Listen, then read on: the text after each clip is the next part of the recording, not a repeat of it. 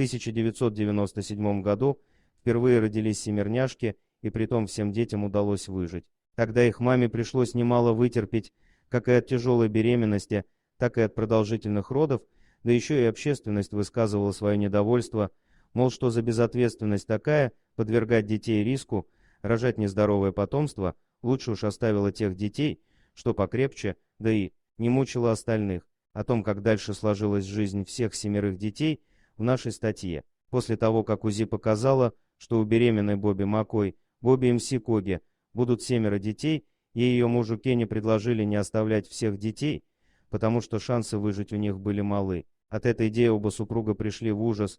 Они сказали, что готовы рискнуть и пусть все будет в руках Божьих.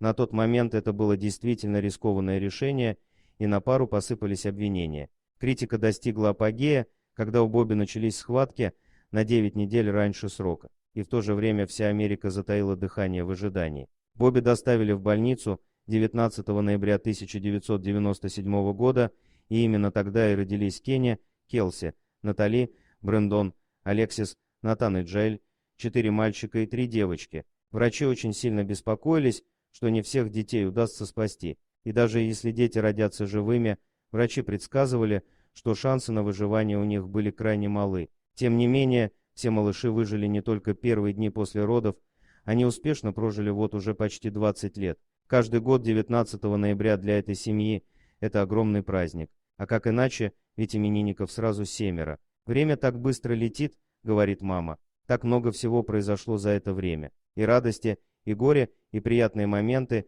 и время, когда нервы были не при деле. Но это все, что сделало нас такими, какими мы являемся сегодня. Но тогда, в день родов, когда доктор вышел перед камерами и объявил, роды прошли успешно, 4 мальчика, 3 девочки, все живы и здоровы, мнение общественности резко сменило гнев на милость. Новоиспеченным родителям даже позвонил президент Билл Клинтон с поздравлениями.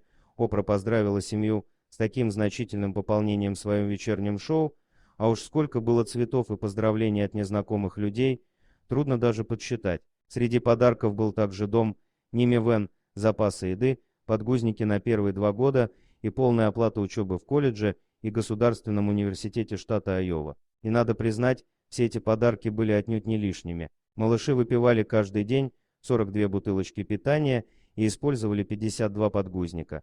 Такие расходы могли бы лечь серьезным ярмом на плечи родителей. Впрочем, со временем, когда детишки подросли и внимание прессы к ним погасло, Макаям все же пришлось ощутить все финансовые тяготы обеспечения достойной жизни 7 детям одновременно. К счастью, по крайней мере, бытовые вопросы родителям удалось более-менее уладить, дети росли послушными, способными и благодарными, так что уборка дома, подготовка домашних заданий, готовка еды, стирка и прочие подобные моменты быта решались совместными усилиями. Спустя 20 лет после рождения семерняшек семья Макаев так и продолжает жить в том же доме, который им тогда подарили, и пользоваться все тем же минивэном. Возможно, этот дом по американским меркам довольно скромный, да и 20-летний автомобиль не самый лучший для такой семьи, особенно учитывая, как подросли дети, но родители предпочитают вкладывать деньги в более насущные вещи. К тому же поводы для трат всегда находятся. Так, старшая дочь Микая относительно недавно вышла замуж,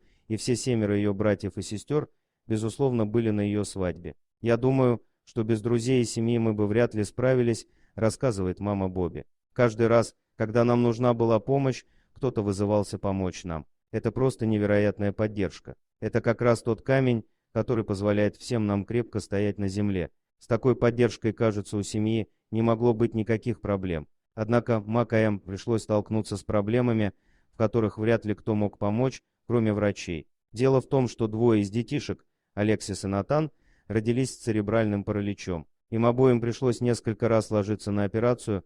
Натану даже делали операцию на позвоночнике, чтобы он смог ходить. Но в общей сложности оба ребенка чувствовали себя хорошо и не обделенными вниманием. В 2013 году Алексис даже принимала участие в конкурсе красоты для детей с ограниченными возможностями. После окончания школы, кроме 2 детей, которые решили остаться в родном городе, остальные разъехались по стране. Один из них поступил в армию, 4 переехали в другой штат, где они получили гранты на обучение. Оглядываясь назад, ни Бобби, ни ее муж Кенни не жалеют ни о чем. Я не думаю, что в нашей ситуации можно о чем-то сожалеть. Есть только радость, гордость и счастье. Интересна также история Антона Кудрявцева из Омска.